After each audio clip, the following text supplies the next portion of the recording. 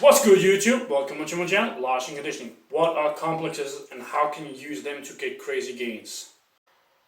Firstly, let's cover what complexes are. They are similar to supersets, however there are two main requirements that needs to be fulfilled. Firstly and most important, all movements have to be compound movements, and second is that 3 exercises have to be performed back to back. Complexes can be 6 exercises as well, however for the purpose of this video we'll stick to 3 movements, as the more movements you do per bout, the more it's going to lead towards conditioning and less so muscle building. However, you can still build muscle with 6 exercises, just to a lesser degree, due to the amount of energy that it's going to require, and then further you get into a complex, the less stimulus you'll be able to provide to your targeted muscles. Example, you perform dumbbell bench, rows, shoulder press, RDLs and split squats. This is 5 movements, and by the time you do your split squat, your heart rate will be out of your chest and you will be breathing very heavily. So by the time you do your split squats, your focus and energy will be reduced. So you just won't be able to perform as well in order to build muscle in the best possible way. You could add pulls as a 6th movement, however this will further compound the issue that I just mentioned in terms of building muscle mass. This is why for the purpose of this video we'll stick to 3 movements. Do not get it twisted, this will also work in conditioning on top of allowing you to build muscle mass insanely well. A big benefit of conditioning work is you can perform well even while being in a fatigue state. What this does is making you more resistant to fatigue, so it reduces your performance less and actually be able to perform it at a higher level even though your fatigue is very high. So you'll have less performance drops, which in turn means a high ability to perform at all times. So when you train freshly, you can train even better and have an even easier time progressively overload, therefore building muscle mass easier. The structure of complexes are easy enough. There's just one major thing you need to pay attention to, and that is the same muscle shouldn't be used on 2 movements in a row. Example, bench press and shoulder press back to back. Put another exercise between the 2, so shoulders and triceps get some time to recover, so you've got more pressing power. Similar if you do a barbell bend over rows followed by an RDL, put another movement between those 2 so the hamstrings get some rest. What exercise you should do depends on your split, because if you've got legs one day and presses the day after, you do not want to tax your pressing muscles the day before and vice versa. Full body complex structure. You can do 3 different kinds of structures for complexes for your full body program. One of them is that you do all 6 big movements within your workout with the examples I gave earlier, which is a hip hinge, knee extension, vertical press and pull, horizontal press and pull. Or you can have 2 different types of complexes with the example of pull-ups, dumbbell shoulder press and RDLs. That would be complex number 1. Complex number 2, dumbbell bench, split squats and rows. This is just examples you can use. You can have a different structure, just follow the rule of not having the same muscle under a lot of taxing 2 times in a row. Lower and upper body structure. With this type of split it makes it easy enough.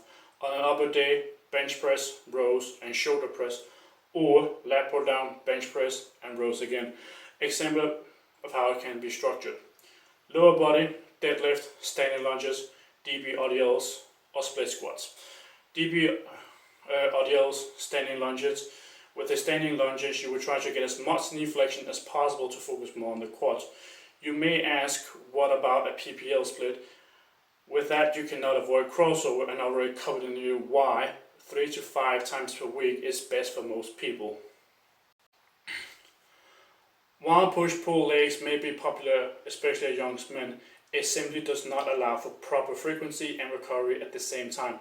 You want to hit muscles twice a week while also being able to have 2 to 4 rest days per week. And you cannot get both on a PPL within a single week.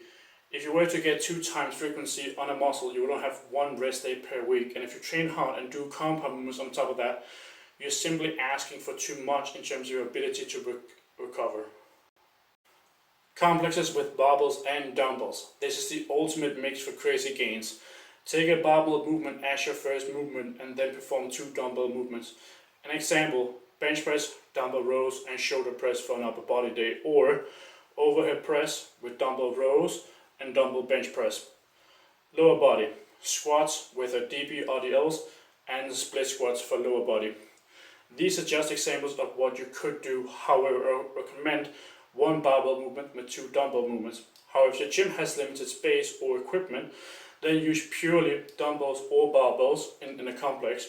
With a barbell complex only though, you're going to have to adjust the height from movement to movement, which makes it rather tedious in changing along with the weights as well. Which is part of the reason why I recommend doing one barbell mixed with dumbbells for the other movements. Aside from this combo being able to build loads of muscle mass and increase your energy demands, it also means you can finish your training sessions relatively quickly. Say you do 3 rounds per complex, then you have already done 3 sets for 3 muscle groups, with the example of the bench plus rows plus shoulder press. 3 rounds of that, and another 3 rounds of incline bench, pull-ups, and standing shoulder press with one arm. With that, you would have done a total of 6 sets for chest, shoulders, and back in about 30 minutes, maybe less. And after that, you can do some isolation movement for rear delts, triceps in a superset style, and be done within another 15 minutes. In this style, you have spent about 45 minutes training with some warm-up and pressing, and you will still be able to get in and out in less than an hour. If you, on the other hand, is a very busy person, you may not be able to spend the extra time after the complexes. You will still have gotten a great workout in less than 40 minutes, so it also doubles up as a good time saver for busy people, and you get amazing gains from it as well. And just not to leave you hanging with no lower body example, 3 rounds of deadlift, DB standing calf raises, and RDLs, 3 rounds of that. DB squats, reverse standing lunges, and split squats. On complexes, if you want to focus a bit on strength, then I recommend the first movement should be done with a weight that challenges you to get 6 reps, and then this remaining should be 10 to 15 reps within the same complex. Once you're finished with that and move on to another complex, the first movement in that complex should once again be with 6 reps. If you train 4 days per week and you use these examples, you can have one day where you follow the structure and the other day where you're doing reverse order. I recommend 1 or 2 different complexes per training session. You may think that isn't much, however each complex is 3 movements, so that will be a total of 6 movements after that, and then you can do some isolation works that targets your weak points. Thanks for watching. Last in Conditioning is signing out. See you next one. I hope you have an awesome day.